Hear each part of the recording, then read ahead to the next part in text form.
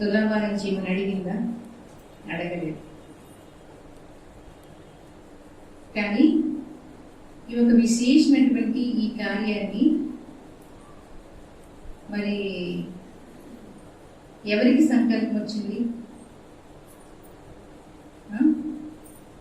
తాతమ్మకి సంకల్పం వచ్చింది.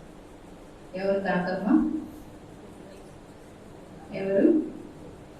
లలిత కదా. కానీ ఆ పాప అడగలేదు, అడగకుండానే చేపించుకుంటుంది కార్యక్రమం. అది ఏంటి కార్యక్రమము, ఎందుకు చేపిస్తున్నారు? జన్మానుసారం కర్మ.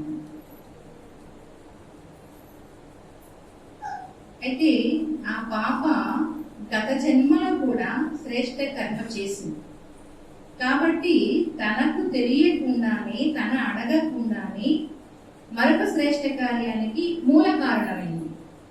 అంటే గత జన్మలో చేసినటువంటి శ్రేష్ఠ కర్మ మరొక శ్రేష్ఠ కర్మ చేయించడానికి పునాది అయింది. ఎందుకు అంటే మనందరికీ తెలుసు, ఏది చేస్తే అదే వస్తుంది. జో కరేగా సో పాయోగా. ఏది చేస్తే అదే పొందుకుంటాం, ఎలా చేస్తే అలాగే పొందుకుంటాం. ప్రపంచంలో అందరూ కూడా ఏమంటారు? అందరూ కూడా భగవంతుని సంతానమే అంటారు. మరి అందరూ ఒకే రకంగా ఎందుకు లేదు? ఏమంటారు? వారు వారు చేసుకున్నటువంటి కర్మను అంటారు కదా. అలాగా ప్రతి ఒక్కరు వారు వారు చేసుకున్న కర్మని ఇప్పుడు అనుభవిస్తున్నారు. ఆ విధంగా చూసుకున్నట్లయితే ఈ స్మయ అనేటువంటి ఈ చిన్న ఆత్మ గత జన్మలో చేసినటువంటి శ్రేష్ఠ కర్మకు ఈ శ్రేష్ఠ కర్మ తోడైంది. అంటే ఇప్పుడు ధార్మికులు, ధనికులు, గొప్పవారు, శ్రేష్టమైనటువంటి వారి ఇంట్లో కూడా జన్మ ఎలా వస్తుంది? తనకు తాను మనం జబర్దస్త్ చేసేస్తూ ఉంటారని ఇంట్లో జన్మించేది కదా. వాళ్ళ కర్మను ఏం చేస్తుందంటే తనకు తానటువంటి ఉత్తముల ఇంట్లో జన్మించడానికి కారణమవుతుంది. అందుకు ఆ శ్రేష్ఠ కర్మ ఏం చేస్తుందంటే మరొక శ్రేష్ఠ కర్మని చేపిస్తుంది అనమాట. వాళ్ళకి ఎందుకు సంకల్పం వచ్చింది అంటే వాళ్ళు కూడా ఒక ఉన్నతమైనటువంటి జీవితాన్ని ఎంచుకున్నారు, ఉన్నతమైనటువంటి జీవితాన్ని జీవిస్తున్నారు. అందుకు వాళ్ళ ఇంట్లో వాళ్ళ శ్రేష్ఠ కర్మ కారణంగా ఇటువంటి ఉత్తముల ఇంట్లో, ఇటువంటి ఉత్తముల యొక్క దగ్గర జన్మించడానికి కారణమైంది. అయితే ఈ శ్రేష్ఠ కర్మ యొక్క రిజల్ట్ ఎలా ఉంటుంది అంటే మనం ఏదైనా కష్ట సుఖాలు వచ్చినప్పుడు ఎవరికి చెప్తాము? మన చుట్టూ ఎంతమంది ఉన్నా ఎవరికి చెప్తాం? మనం భగవంతునికే చెప్తాం. అవునా? భగవంతుడా నీదే భారము అంటాం. అలాగే ఇప్పుడు స్థూలంగా మనం ఇప్పుడు ఏం చేస్తున్నామంటే తులాభారం అంటే ఆ పాప యొక్క భారాన్ని భగవంతునికి ఇస్తున్నాం. భారాన్ని ఇవ్వడంలో ఏంటి బెనిఫిట్ అంటే ఇప్పుడు ఒక మనిషికి నమ్మి మనం భారం ఇచ్చేస్తున్నాం. మన పిల్లలకి వివాహం చేయించడం అంటే నమ్మి కదా అప్పు చెప్తున్నాం. మరి మనిషిని అంత ఈజీగా నమ్మినప్పుడు మరి భగవంతుని ఇంకెంత ఈజీగా నమ్మాలి కదా. అలాగే ఏం చేస్తాడంటే ఇప్పుడు లలితకి సంకల్పం ఏంటి? భగవంతునికి పాప యొక్క భారాన్ని ఇవ్వాలి. ఈ భారం ఇవ్వడం బెనిఫిట్ ఏంటి అంటే పూర్తిగా ఆయన ఆ భారాన్ని చూసుకుంటారు. అలాగని పాపని ఇక్కడ ఇచ్చేయరు, కానీ పాప యొక్క భారాన్ని ఇస్తున్నారు. చూడండి, ఎవరైనా అంత నీదే భారము అంటారు అంటే వాళ్ళకి బాధ్యత ఇచ్చాం. అలాగే భారం ఇవ్వడము అంటే బాధ్యతను ఇవ్వడం. ఇంకా భగవంతుడు అంటే ఎవరు? విశ్వానికి అధిపతి. అతనికి మన భారం ఇచ్చామంటే సర్వశక్తివంతుడు. అతనికి మన భారం ఇచ్చామంటే ఆ పాప యొక్క బాధ్యత అంతా భగవంతుడిది. మరి భగవంతుడు అంటే సామాన్యుడా? సాధారణమైన వ్యక్తి కాదు. అయితే భగవంతునికి భారం ఇవ్వడంలో భగవంతుని దగ్గర ఈరోజు ఫిక్స్ అయిపోయింది. ఏంటి ఫిక్స్ అయిపోయింది? ఫలానా స్మైతానిక పూర్తి బాధ్యత జీవన పర్యంతం వరకు ఆ పాప యొక్క బాధ్యత నాది అని ఏమైపోయింది? లిఖితం అయిపోతుంది ఈరోజు. అంటే బాధ్యత అంటే ఏంటి? ప్రతి విషయంలో ఏ లెర్నింగ్ లో కూడా స్టెప్ తీసుకోవాల్సి వస్తుంది. చిన్నప్పటి నుంచి పెద్దయ్యే వరకు ప్రతి విషయం స్టెప్ తీసుకోవాల్సి వస్తుంది. అప్పుడు మనకి ఆలోచన వస్తుంది, ఇప్పుడు ఏం చెయ్యాలని. అవునా? ఒక స్కూల్లోనే వేసాం అనుకోండి, ఏ స్కూల్లో ఏవో వేయాలని ఇంకందరూ కూర్చొని ఆలోచిస్తాం. కానీ అప్పుడు మనకేం గుర్తు రావాలి? నేను నా పాప భారాన్ని భగవంతుడికి ఇచ్చాను కాబట్టి భగవంతుడు ఇప్పుడు నాకు మంచి థాట్ ఇస్తాడు. అర్థమైందా? ఆ థాట్ ప్రకారంగా ఒక మంచి స్కూల్లో జాయిన్ చేస్తాను. అలాగే నెక్స్ట్ టర్నింగ్ వస్తుంది. 5th వరకు చదివాక మరి స్కూల్ మారుతుంది. అప్పుడు ఏ స్కూల్? అప్పుడు కూడా అసలు మన సంకల్పం. ఇప్పుడు విత్తనం వేసిన తర్వాత దానికి పాలన కూడా చెయ్యాలి కదా. అలాగే ఈరోజు విత్తనం వేసాం, దాన్ని ప్రతి లెర్నింగ్ లో కూడా పాలన చేయడం అంటే ప్రతిరోజు కూడా దానికి పాలన చేయడం అంటే నా పాపని భగవంతునికి అప్పచెప్పాను. కాబట్టి ప్రతి విషయంలో కూడా, ఆరోగ్య విషయంలో కానీ, ఆనంద విషయంలో కానీ, ఒక ఐశ్వర్య విషయంలో కానీ, ఒక ఎడ్యుకేషన్ విషయంలో కానీ, ప్రతి విషయంలో ఎప్పుడెప్పుడు లెర్నింగ్ వస్తుందో అప్పుడు కూడా మనకి ఆలోచన ఏంటంటే ఈ పాప భారాన్ని భగవంతునికి అప్పచెప్పాను. ఇప్పుడు ఆయన నాకు థాట్ ఇస్తారు, ఒకసారి మనం కాన్సన్ట్రేట్ చేస్తాం, ఆయన థాట్ ఇస్తారు, ఆ ప్రకారంగా మనం ఫాలో అవుతాం. అలా ప్రతి విషయంలో కూడా మంచి డైరెక్షన్ ప్రకారంగా ఫాలో అవడం ఏమవుతుందంటే జీవన పర్యంతం వరకు మంచి విద్య కానీ, మంచి బుద్ధి కానీ, మంచి విలువలు కానీ, ప్రతి విషయంలో కూడా మన సంకల్పము ఎప్పుడు కూడా మనం ఏ సంకల్పం చేస్తే ఆ సంకల్పాల యొక్క ప్రభావం అనేది తప్పనిసరిగా ఎవరి గురించి మనం ఆలోచిస్తామో, మన కాన్సన్ట్రేషన్ ఎవరిపైన ఉంటుందో ఆ వైబ్రేషన్ మనకు వస్తుంది. ఎవరి గురించి మనం ఆలోచిస్తున్నామో,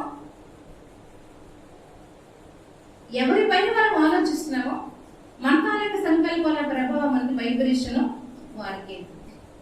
అందుకు ఎవరి గురించైనా మనం మంచి చెయ్యాలంటే ఫస్ట్ మన కాన్సన్ట్రేషన్ భగవంతుని పైన ఉండాలి.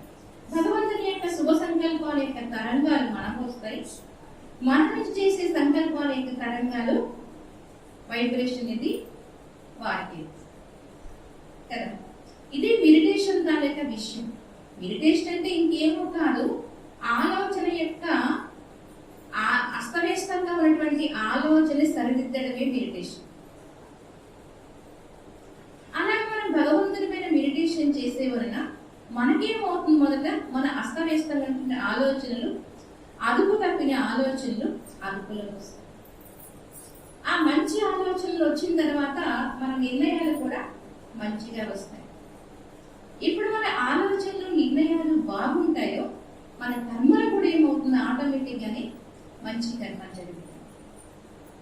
ఇప్పుడు మన కర్మల్లో ఎప్పుడు శ్రేష్టత్వం వచ్చేస్తుందో మనకి హ్యాపీ అయిపోతుంది. మనం భగవంతుని ఏంటి కోరుతాం? Happy life, healthy life, satisfaction life, successful life. అవునా? మనకి ఏది కావాలి జీవనంలో? ఆరోగ్యం కావాలి, ఐశ్వర్యం కావాలి, ఆనందం కావాలి, పవిత్రత కావాలి, సక్సెస్. అవునా?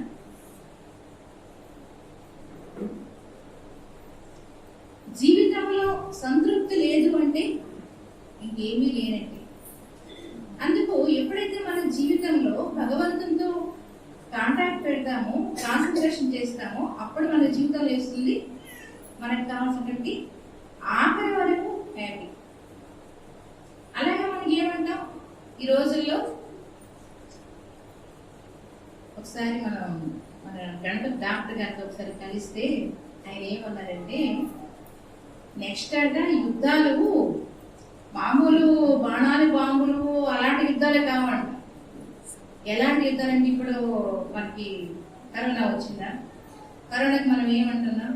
ఎంతమంది దేశం ప్రపంచం అంతా భయపడ్డారు కదా. అంటే వాళ్ళు వదలలేదు ఇంకా, కానీ మనుషులు వచ్చిన కారణంగా దేశం అంతా వ్యాపించింది. నెక్స్ట్ వాళ్ళు ఇంకేదైనా కరోనా ఇలాంటిదే వదిలేరు అంటే అంత భయంకరంగా అందరూ కూడా భయపడిపోతారు. అలాంటి పరిస్థితుల్లో మెడికల్ వాళ్ళే సైనికులు అవుతారంట. అంటే మనకి భాగ్యం అంటే మనకి ఇల్లు, భూములు, బంగారాలు, డబ్బు, ధనము అది మనకి అప్పుడు రక్షణ చేయదు. మనకి కావాల్సింది ఏంటంటే అది సంపాదించడం గొప్ప కాదు, మన పెద్ద ఆస్తి అంట. అర్థమైందా? అందుకే ఈరోజు అందరూ ఏంటి కోరుకుంటున్నారు? చాలా జాగ్రత్తలు తీసుకుంటారు. దేని గురించి? హెల్త్ గురించి కదా. అందుకే మన జీవితంలో హ్యాపీ లైఫ్ ఎప్పుడు ఉంటుందో అప్పుడు ఏమవుతుంది? Healthy life. ఎప్పుడు హెల్దీ ఉంటుందో లైఫ్ లో సాటిస్ఫాక్షన్ వస్తుంది. ఈ 3 వచ్చిన తర్వాత ఏమవుతుంది మన జీవితంలో? అదే నిజమైనటువంటి సక్సెస్. అలాంటి సక్సెస్ఫుల్ లైఫ్ కావాలంటే మొట్టమొదటి తోడు మనం ఎంతమంది జతలో ఉన్నా, ఎంతమంది దగ్గర ఉన్నా మనకి ఎవరు తోడు ఉండాలి? ఎవరి తోడు ఎన్నాళ్ళున్నా చివరి తోడు నువ్వే అంటారు కదా. అలా భగవంతుని తోడు నిరంతరం పెట్టుకోవడమే మెడిటేషన్. ఈ మెడిటేషన్ చేసే వల్ల మనకి అన్ని రూపాల్లో కూడా చూడండి, ఎవరైనా మనకి ఎవరైనా ఒక మినిస్టర్ ఎవరైనా మనకు తోడున్నారనుకోండి, మనకు ఒక లోపల ఒక ఒక గర్వకారణం అనమాట. మాకు పర్వాలేదు, మా వాళ్ళు ఫలానా మినిస్టర్ అనుకుంటాం. అలా భగవంతుడు ఎవరు? Supreme minister. మరి ఆయన జత, ఆయన నిరంతరం ఆయనతో మన కాంటాక్ట్ కాన్సన్ట్రేషన్ లో ఉన్నప్పుడు మనకెంత నష్టం ఉంటుంది? మనకెంత గర్వకారణం అనిపిస్తుందా? పర్వాలేదు, మా తోడు ఎవరున్నారు? భగవంతుడు. అలాగే ఈరోజు స్మయ తోడు ఎవరున్నారు? భగవంతుడు ఉన్నారు. అందుకే ఈ రోజు నుంచి స్మైతాల యొక్క ఫ్యామిలీ, వాళ్ళ పేరెంట్స్ కానీ, వాళ్ళ అమ్మ నాన్న కానీ, వాళ్ళ తాత మామ నాన్నమ్మ కానీ, అమ్మమ్మ తాతయ్య కానీ, మరి తాతయ్య ముత్తాతమ్మ అందరూ కూడా ఏ సంకల్పం చేయాలంటే స్మయతాల యొక్క జీవనాన్ని భగవంతునికి అర్పించాం. అంటే ప్రతి విషయంలో స్మయకు జీవన పర్యంతం వరకు అన్ని రూపాల్లో తనకి అంతా కూడా బాగా జరుగుతుంది. ఎందుకంటే అన్నిటికన్నా జీవితంలో అన్ని బాగా జరగాలంటే మొట్టమొదట మనకి కావాల్సింది ఏంటి అంటే ఆశీర్వాదాల బలం కావాలి. అందరి నుంచి బ్లెస్సింగ్స్ రావాలి. బ్లెస్సింగ్స్ ఎలా వస్తాయి చెప్పండి? బ్లెస్సింగ్స్ ఎలా వస్తాయి? మన యొక్క మంచి నడవడిక వలన ఇతరులకు చాలా మంచివారు అని అనిపించడమే వాళ్ళ నుంచి మనకు వచ్చే బ్లెస్సింగ్స్ కదా. అలా ఇప్పుడు ఇంత మంచి కార్యం చేపిస్తున్నారు భగవంతుని జతలో.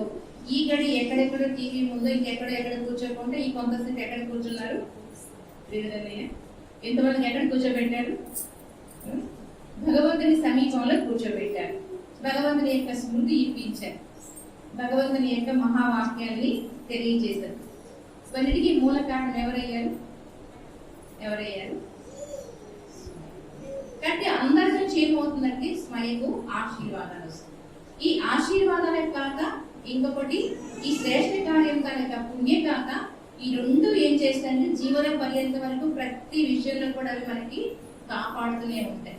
చాలా మంది ఏమంటారు, ఏదైనా కొంచెం సమస్య వచ్చినప్పుడు ఏదైనా పెద్ద పరిస్థితి వచ్చినప్పుడు రక్షణ పొందితే వాళ్ళకి ఏదో వాళ్ళ పుణ్య ఖాతా అడ్డింది, లేకపోతే వాళ్ళకి ఎవరైనా ఆశీర్వాదాల ఖాతా ఉంది, వాళ్ళకి రక్షణ చేసింది అంటారు. ఇలాంటి శ్రేష్ఠ కార్యాలు ఏం చేస్తాయంటే వాళ్ళకి రక్షణ కలిగిస్తుంది కదా. అందుకు అందరి యొక్క శుభ సంకల్పాలతో ఈరోజు మనం స్మైతాల యొక్క తులాభార కార్యాన్ని చేస్తున్నాం. దీన్నే మనం భక్తి మార్గంలో శ్రీకృష్ణ తులాభారంగా చూసాం. అంటే శ్రీకృష్ణ తులాభారంలో ఎలా నేర్చుకున్నారు? కనకనక వస్తు వాహనాలు వేసినా సరిపోలేదు. ఎలా సరిపోయినారు? హృదయపూర్వకంగా భక్తిపూర్వకంగా ప్రేమతో వేసినటువంటి తులసి దళానికి భగవంతుడు రాజీ పడిపోయాడు. అంటే భగవంతునికి కావాల్సిందంటే హృదయపూర్వకమైనటువంటి ప్రేమ కావాలి కదా. అలా ఇప్పుడు హృదయపూర్వకమైనటువంటి ప్రేమతో ఇప్పుడు భగవంతునికి ఈరోజు స్మైతాలక తులాభార కార్యాన్ని ఇప్పుడు చూస్తాం.